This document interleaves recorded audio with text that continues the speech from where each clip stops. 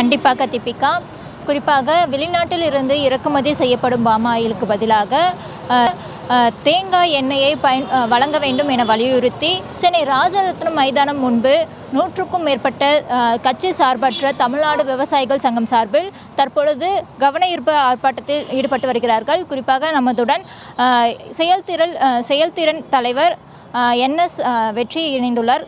வணக்கம் சார். குறிப்பாக இந்த ஆர்ப்பாட்டம் எதற்காக நடத்தப்படுகிறது, அதனுடைய முதன்மை காரணம் என்ன சார்? வணக்கங்க. தமிழ்நாடு அரசு சத்துணவு திட்டத்திலையும் ரேஷன் கடைகள்லையும் வெளிநாட்டிலேருந்து இறக்குமதி செய்யும் பாமாயிலை இறக்குமதி செய்து கொடுத்துட்டு வர்றாங்க. ஏறக்குறைய பார்த்தீங்கன்னா வெளிநாட்டிலிருந்து பாமாயிலை இறக்குமதி செய்வதற்கான செலவுன்னு பார்த்தீங்கன்னா ஆண்டு ஒன்றுக்கு 3000 கோடி ரூபாய்க்கு மேலே மானியம் கொடுத்து பாமாயிலை இறக்குமதி செய்கிறாங்க. அந்த பாமாயிலில் சேச்சுரேட்டட் ஃபேட்டுங்கிறது ரொம்ப அதிகம். அதன் காரணமாக மக்களுக்கு இதய நோய் பாதிப்பு, கொழுப்பு ஏற்படும், உடல் பருமன் உற்ற பல்வேறு ப்ராப்ளங்கள் இருக்கிறதா உலக சுகாதார நிறுவனம் கொடுத்துருக்கு. அதற்கு பதிலாக நாங்கள் என்ன சொல்கிறோம்னா, நம்ம உள்நாட்டில் உள்ள பாரம்பரியமான உடல்நலுக்கு பெரும் நன்மை விளைவிக்கின்ற தேங்காய் எண்ணெயை ரேஷன் கடையில் மானிய விலையில் கொடுக்கும் பட்சத்தில் தமிழ்நாட்டில் உள்ள தென்னை விவசாயிகளுக்கு மிகப்பெரிய நன்மை ஏற்படும். உடல்நலன் நம்முடைய மக்களுக்கான ரேஷன்கள் கொடுக்கறது மூலமாக உடல்நலன் பாதுகாக்கப்படும் என்ற நோக்கத்தில் தான் இந்த போராட்டத்தை கடந்த 100 நாட்களுக்கு மேலாக 100 ரேஷன் கடைகளில் பல்வேறு மாவட்டங்களில் நாங்கள் போராட்டத்தை முன்னெடுத்தோம். இன்றைக்கி உழவர் பெருந்தலைவர் ஐயா நாராயணசாமியோட 101வது பிறந்த நாளில் தலைநகர் சென்னையில் இந்த 101வது நாள் போராட்டத்தை நாங்கள் முன்னெடுத்து கொண்டு வருகிறோம். இந்த கோரிக்கை நிறைவேறும் பட்சத்தில் தென்னை விவசாயிகளுக்கான பொருளாதாரம், ஏன்னா தென்னை விவசாயம் இந்தியாவில் 30% மேற்பட்ட தென்னை விவசாயம் தமிழ்நாட்டில் தான் நடைபெறுது. 30% 30 லட்சத்துக்கு மேற்பட்ட மக்கள் நேரடியாக தோட்டங்கள் வச்சுருக்காங்க, பயன்படுறாங்க. மறைமுகமாக 1.5 கோடி மக்கள் தமிழ்நாட்டு மக்கள் தென்னை சார்ந்த வேலைகளை செய்து பயன்பெற்று வருகிறார்கள். இவர்கள் எல்லாத்துக்குமே தமிழ்நாடு அரசு இந்த கோரிக்கை நிறைவேறும் பட்சத்தில் நிச்சயமாக பெரும் பலம் ஏற்படுங்கிற நோக்கத்தில் தான் இந்த போராட்டத்தை தொடர்ச்சியாக முன்னெடுத்துட்டு வர்றோம். கண்டிப்பாக. குறிப்பாக இந்த போராட்டத்தின் மூலயமா தென்னை விவசாயிகளுடைய வாழ்வாதாரம் எந்த அளவுக்கு முன்னேறும் நீங்கள் நினைக்கிறீங்க? அதான் நான் சொன்னேன் இல்லைங்களா, இப்போது இந்திய அளவில் தென்னை விவசாயத்தில் 30% தமிழ்நாட்டிலேருந்து தான் உற்பத்தி ஆகுது. அப்போ தமிழ்நாட்டில் தென்னை பரப்பளவு என்பது மிகப்பெரிய மக்கள் சக்தி அதில் ஈடுபட்டிருக்காங்க. இதை கொடுப்ப நிலையான ஒரு என்னென்னா சத்துணவு திட்டத்தில் எப்போ முட்டையை கொடுக்க ஆரம்பித்தாங்களோ, இந்த முட்டை கோழியிலேருந்து முட்டை உற்பத்தி பண்ணுற விவசாயிகளுக்கு நிலையான ஒரு வருமானம் கிடச்சி அந்த முட்டை ஒரு 7 ரூபாய் 8 ரூபாங்கிறது அதுக்கப்புறம் தான் ஏற ஆரம்பிச்சு இன்றைக்கி வரைக்கும் முட்டை விவசாயிகள் நல்லபடியாக வாழ்ந்துட்டு இருக்காங்க. அதே போல் தேங்காய் எண்ணெயை ரேஷன் கடையில் கொடுக்கும் பட்சத்தில் தென்னை விவசாயிகளுக்கு ஒரு நிலையான ஒரு வருமானம் உறுதி செய்யப்படும். ஏன்னா தென்னை விவசாயம் அப்படிங்கிறது பார்த்திங்கன்னா ஒரு நீண்டகால பயிர். அது ஒரு 45-50 நாளைக்கு ஒரு தடவை தான் அந்த காயை போட முடியும். பல்வேறு நோய் தாக்குதல், பல்வேறு நீர் பற்றாக்குறை, உரம் மேம்பாடு, இன்னும் பல காரணத்தினால நிலையான வருமானம் இல்லாமல் தென்னை விவசாயிகள் தொடர்ச்சியாக பாதிக்கப்பட்டு கொண்டு வருகிறோம்.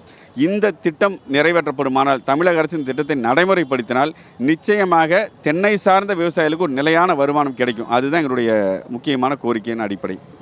குறிப்பாக இந்த கோரிக்கையை எந்தெந்த முறையில் தமிழக அரசுக்கு வலியுறுத்தினீங்க? இந்த கோரிக்கை தமிழக அரசு ஏற்காவிட்டால் உங்களது அடுத்த கட்ட நடவடிக்கை என்னவாக இருக்கும்? நாங்கள் தொடர்ச்சியாக போராட்ட காலத்தில் போராடினவங்க கூட நாங்கள் நம்முடைய மாண்பு உணவுத்துறை அமைச்சர் திரு சக்கரபாணி அவர்களை நேரடியாக சங்கத்தின் சார்பாக சந்தித்து இந்த கோரிக்கையோட அவசியத்தை சொன்னோம். அவர் என்ன சொன்னார்னா, நீங்கள் கேட்குற கோரிக்கை முழுக்க நியாயமானது அப்படின்னு சொன்னார். இன்னொன்று இந்த நேரத்தில் ஞாபகப்படுத்த விரும்புகிறோம். இது கடந்த 2 ஆண்டுகளுக்கு முன்பாக நாங்கள் சிதற தேங்காய் உடைக்கும் போராட்டம் தொடர்ச்சியாக 1 மாதம் பல்வேறு ஊர்களில் சிதற தேங்காயை உடைச்சி 100 தேங்காயை உடைச்சி எங்கள் கோரிக்கையை வெளியில் வர வேண்டும் அப்படிங்கிற நோக்கத்தில் நாங்கள் சொன்னோம். அதன் பிறகு தமிழ்நாடு அரசு என்ன சொன்னாங்கன்னா, தேங்காய் எண்ணெயை பரிச்சார்த்த முயற்சியில் 4 மாவட்டங்களில் நாங்கள் சோதனை அடிப்படையில் மக்களுக்கு ரேஷன் கடையில் கொடுக்குறோம். அந்த வரவேற்பை பொறுத்து தமிழ்நாட்டுடைய அனைத்து மாவட்டங்களையும் விரிவுபடுத்துகிறோம்னு சொன்னாங்க.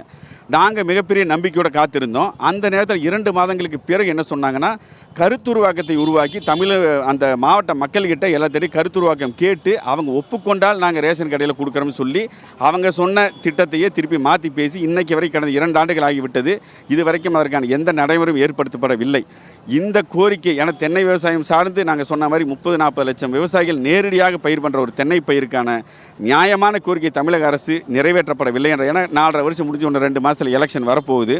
இந்த கோரிக்கை எந்த அரசியல் கட்சி ஒற்றுக்கொள்கிறதோ, நாங்கள் ஆட்சிக்கு வந்து நிறைவேற்றும் உறுதி கொடுக்கிறதோ அந்த இயக்கத்திற்கு தான் நாங்கள் ஆதரவு கொடுக்க முடியும். ஏன்னா விவசாயிகளுடைய கோரிக்கை என்பது நியாயமான கோரிக்கை, நிறைவேற்றப்படக்கூடிய கோரிக்கை, தமிழக மக்களின் உடல்நலன் சார்ந்த கோரிக்கை. ஏன்னா நாங்கள் வந்து எங்களோட தனிப்பட்ட பயனுக்கு மட்டும் கிடையாது. ஏன்னா தேங்காய்ங்கிறது வந்து நம்முடைய வழிபாட்டு முறையில் ஆரம்பித்து சுக நிகழ்ச்சிகள் வரைக்கும் தேங்காயை உடைச்சி தான் நம்ம எல்லா விஷயங்களும் பண்ணுறோம். அந்த அளவுக்கு நம்ம பாரம்பரியமாக ஒரு முக்கியத்துவம் பெற்ற தேங்காய் எண்ணெயை வந்து தமிழக அரசு எதற்காக ரேஷன்கள் கொடுக்க மறுக்கிறது என்ற காரணம் இது வரைக்கும் எங்களுக்கு புரியலை. இதுக்கு எங்கள் செயற்குழு, சங்கத்தோட செயற்குழுவை கூட்டி விவசாயிகள் அனைவரையும் திரட்டி தேர்தல் அரசியலில் வர்ற எலெக்ஷனில் எங்கள் கோரிக்கை நிறைவேறும் கட்சிக்கு எங்களுடைய ஆதரவை கொடுப்போம். நிச்சயமாக நாங்கள் ஆதரவு கொடுக்கும் இயக்கம் தான் வெற்றி பெறும் என்பதை நாங்கள் உறுதியாக சொல்ல முடியும். குறிப்பாக வெளிநாட்டு பாமாயிலின் இறக்குமதி உள்நாட்டு விவசாயிகளுடைய வாழ்வாதாரம் பல வகையில் பாதிக்கப்பட்டிருப்பதாகவும் தமிழ்நாட்டு விவசாய சங்கம் சார்பில் தெரிவித்து வருகிறார்கள். மேலும் தங்களது கோரிக்கைகள் நிறைவேறும் வரை அடுத்த கட்ட நடவடிக்கை எடுக்கப்படும் என தெரிவித்து வருகிறார்கள். தீபிகா.